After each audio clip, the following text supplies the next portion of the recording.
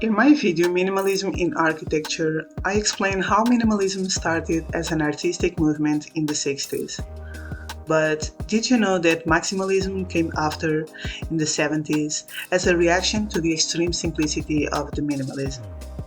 So, maximalism as a design style is not new.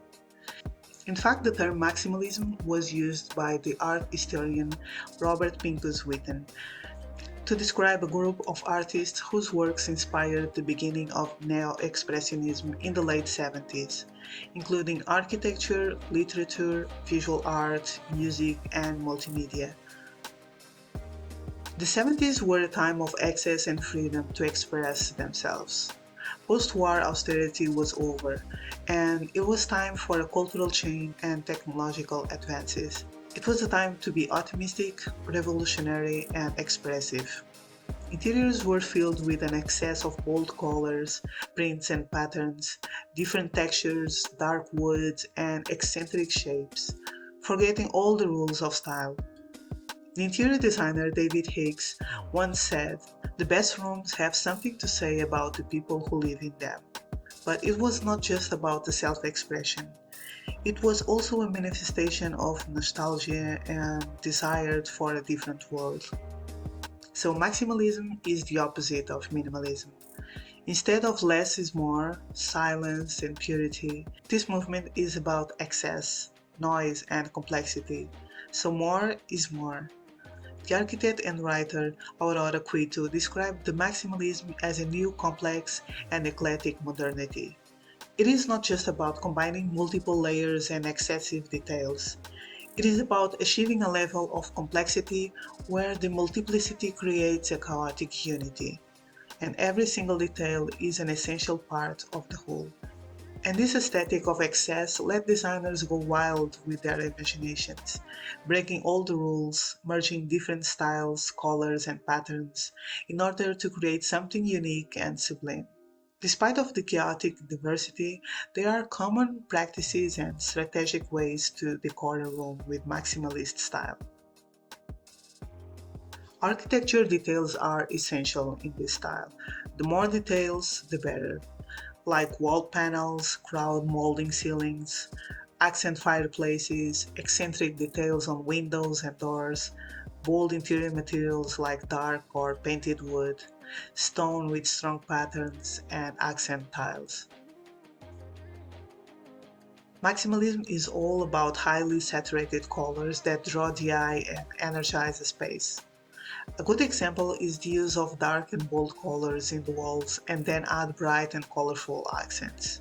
The most common colors are darker and jewel tone color palettes, and classic colors like brown, navy, and gold, and bright accent colors like yellow, red, or pink. If you don't want to mess up with the colors, you can define a cohesive color palette before starting the decoration, creating a mood board.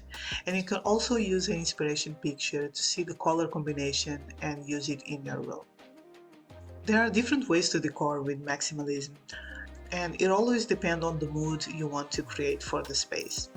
For example, you can recreate a cottagecore mood inspired in the countryside using vintage furniture, bookcases full of books, a lot of plants, mushrooms, and butterflies. Or go for a dark academia mood with dark wooden furniture inspired in old libraries with candles, statues, and framed mirrors. Another way to create a maximalist mood is to embrace pop art and create a really modern vibe, full of bright colors and contemporary design elements. In this style, we see a lot of patterns in the wallpaper, in the floor, and the rugs, and the curtains, furniture. So it seems a mess at first, but then all the patterns are following the color scheme in different levels and scales. The combination of different textures will make the space more interesting and luxury, using fabrics like velvet and fur, but also adding plants, wood, stone, and tiles. And for the furniture, the only rule is diversity.